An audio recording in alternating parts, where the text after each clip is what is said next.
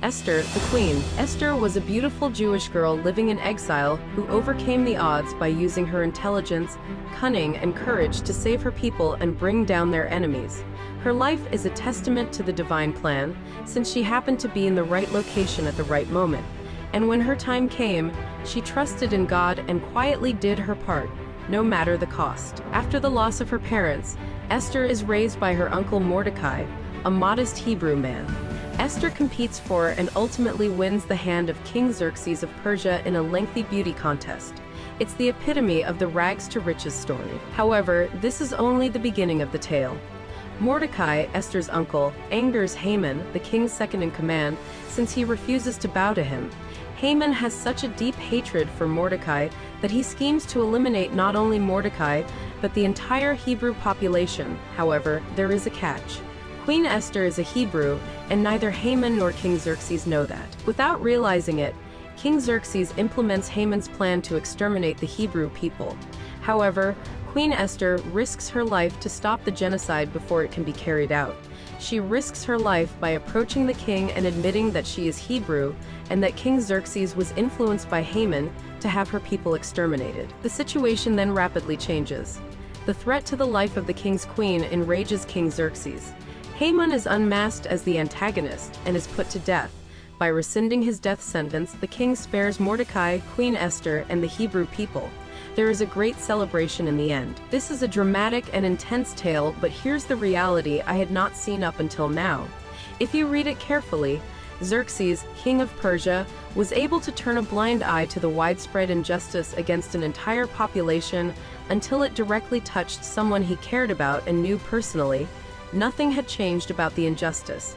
The only factor that changed was a relationship. Once a Canaanite prostitute, Rahab became so devoted to God that she was included in the pantheon of biblical heroes in Hebrews chapter 11. What's more, she was grafted into the family tree of Jesus Christ, the promised Messiah. Rahab was the mother of Boaz, the great-grandmother of King David, and the great-great-great-great-great-great-great-grandmother of Jesus. The story of Rahab begins in Joshua chapter 2. After 40 years of wandering, Israel was prepared to seize the land of Canaan, and Jericho was the first place they set their sights on. When Joshua dispatched spies into Jericho, 2 of them went to a prostitute named Rahab whose house was located within the city walls. The Hebrew men probably wouldn't be recognized among all the random males coming and going from the prostitute's place. When the king of Jericho demanded Rahab hand over the spies, she courageously hid them in a heap of flax on her roof and told the king's men the spies had already departed. While concealing the 2 spies on her roof that night, Rahab made a daring assertion and request. "We know the Lord has given you this country," she said, "and Jericho is completely defenseless and without any chance of survival." But Rahab had one hope.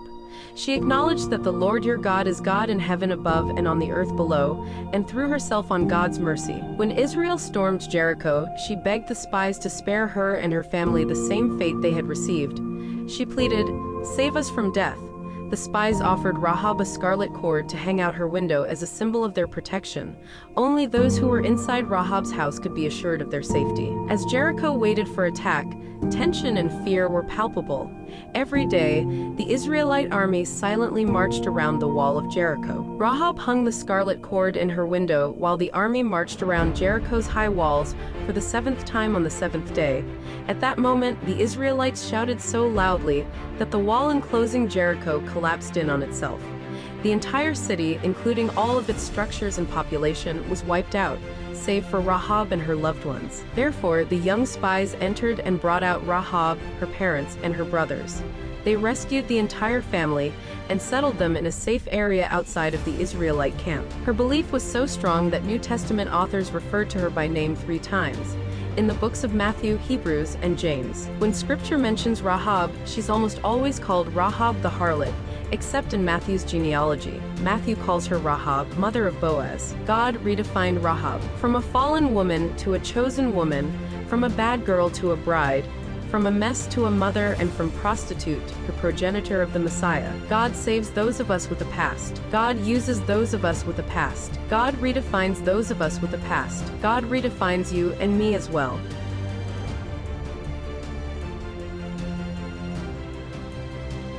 Jochebed. Names in the Bible often have significant meanings that provide light on the person or their place in the story. The same holds true for Jochebed.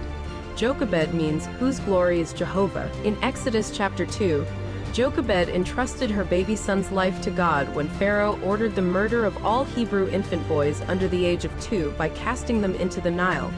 Jochebed disobeyed that command. There was no need to keep Jochebed's first 2 children a secret since they were older. But things had altered by the time she had her 3rd child.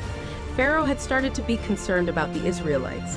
He was afraid that their numbers would grow too large and they would join forces with his enemies. If that happened, Egypt would be doomed to destruction. Jochebed became pregnant and gave birth to Moses. She saw that the baby was healthy and beautiful, so she hid him for 3 long, agonizing, tense months. When she couldn't hide him any longer, she took a reed basket and sealed it up with black tar. She put the child in the basket and set the basket among the reeds at the riverbank. Exodus chapter 2 verse 13. Little did she know at the time, this act would then later save the entire Israelite nation from the hands of Pharaoh. I can imagine the soldiers of Egyptian soldiers out on patrol. They looked at every single woman. They kept track of pregnant ladies and paid frequent visits to their houses, seeking to see the newborn as soon as possible. They kidnapped all of the newborn boys in Goshen. Jochebed, nevertheless, was able to keep her son hidden for 3 months. When she realized she had to take action, she built an ark out of bulrushes, covered it with asphalt and pitch, and hid the infant in the basket in the river. And her daughter Miriam watched from a distance to see what would happen. It just so happened that Pharaoh's daughter was bathing in the river, and her maidens strolled along the riverside, and when she spotted the ark among the reeds, she sent one of her servants to retrieve it. And behold, the baby boy was crying as she opened it. She felt sorry for him and stated, "This is one of the Hebrews' children." And that's when Jochebed's daughter said to Pharaoh's daughter, "Shall I go and call a nurse for you from the Hebrew women, that she may nurse the child for you?" Pharaoh's daughter replied, "Go." So the young woman went to find Jochebed and brought her back to Pharaoh's daughter, who then said, "Take this child away and nurse him for me, and I will give you your wages." So Jochebed took Moses and nursed him. And the child grew, and she brought him to Pharaoh's daughter, and he became her son. So she called his name Moses, saying, "Because I drew him out of the water." Miriam, Moses' older sister. Miriam waited on the bank of the Nile with cautious hope as she watched her baby brother Moses, who was lying in a waterproofed basket, floating along the river's edge among the reeds. There was reason for her worry. Her mother, whom she loved and trusted, had instructed her to place the baby in this vulnerable position.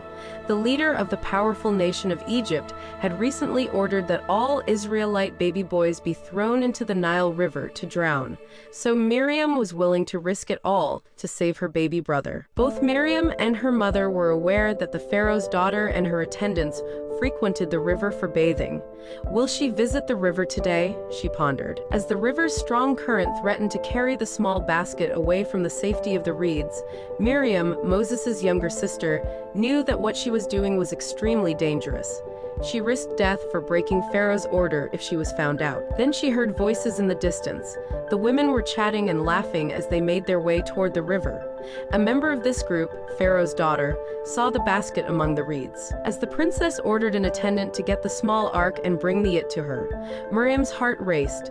As soon as the baby started crying, her emotions were completely transformed. A Hebrew child, she realized. Miriam ran to the princess and offered assistance on the spur of the moment. "I have a Hebrew woman in mind who might be able to help you out with the baby. Do you want her to take care of him as a nurse?" Miriam asked. The princess said, "Of course." And Princess Miriam immediately left to reunite their mother with their newborn brother. The rest, as they say, is history. The incredible life of Moses' older sister grew up to become a prophetess of God. Little did she know at the time that she and her Israelite sisters would be leading a chorus of praise to God 80 years later, when they finally got out of Egyptian slavery. Moses referred to Miriam as a prophetess, the first female prophet in the scriptures.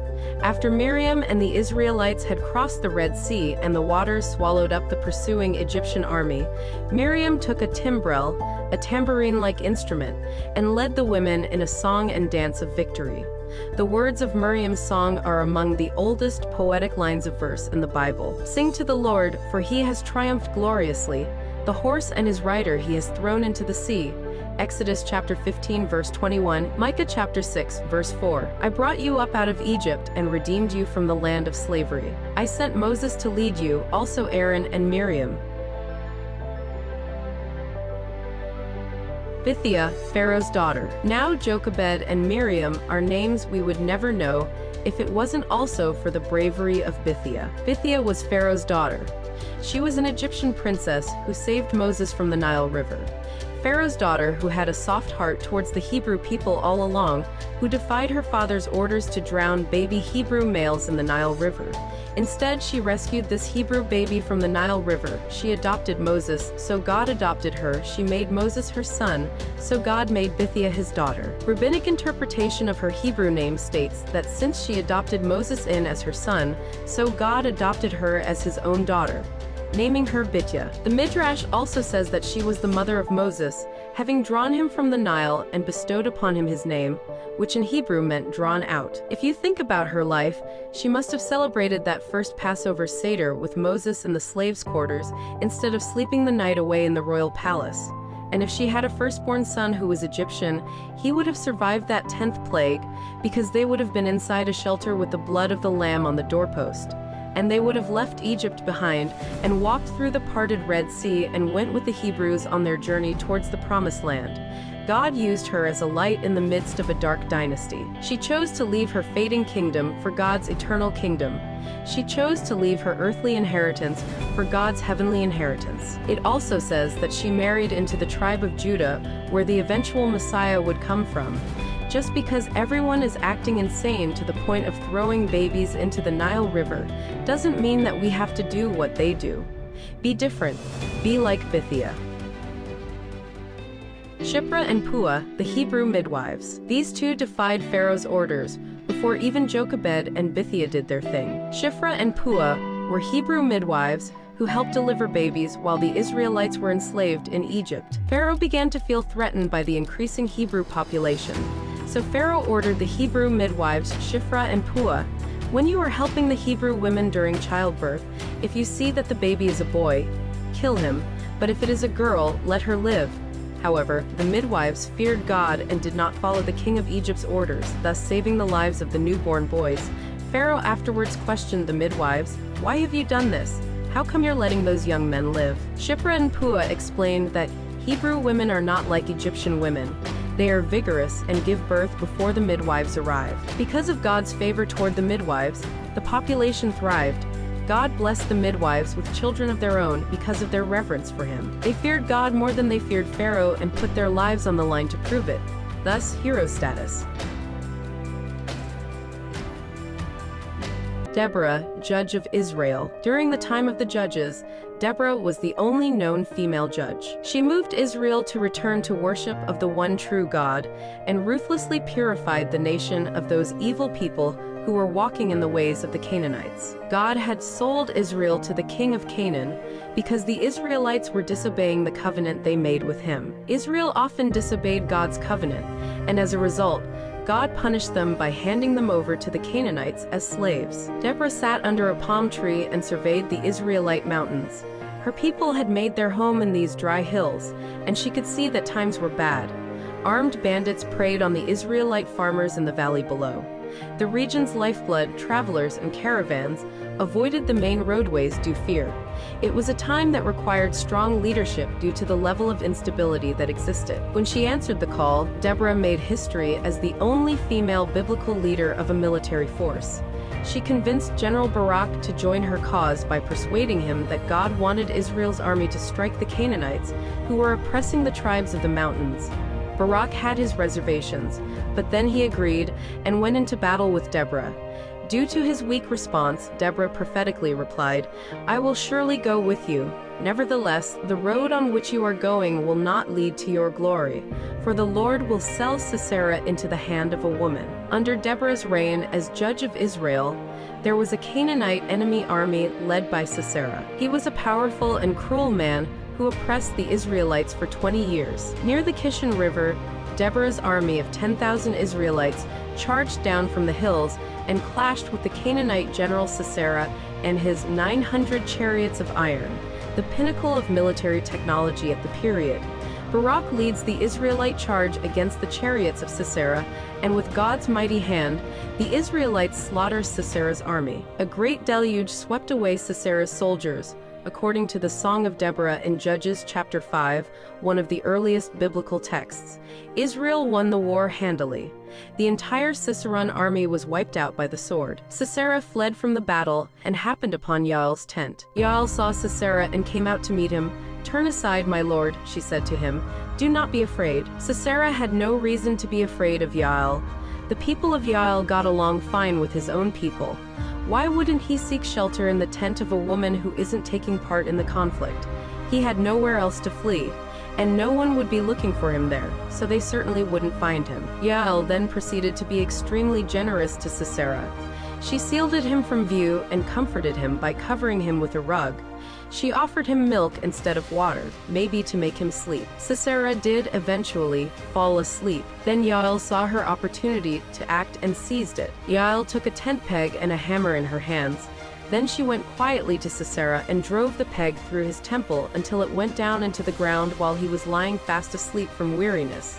So he died. And as Barak was pursuing Sisera, Yael went out to meet him and said to him, "Come and I will show you the man whom you are seeking." So he went into her tent, and there lay Sisera dead with the tent peg in his temple. Yael killed Sisera and received glory for the victory, thus hero status. This act was the beginning of the end of the Canaanites' reign over Israel.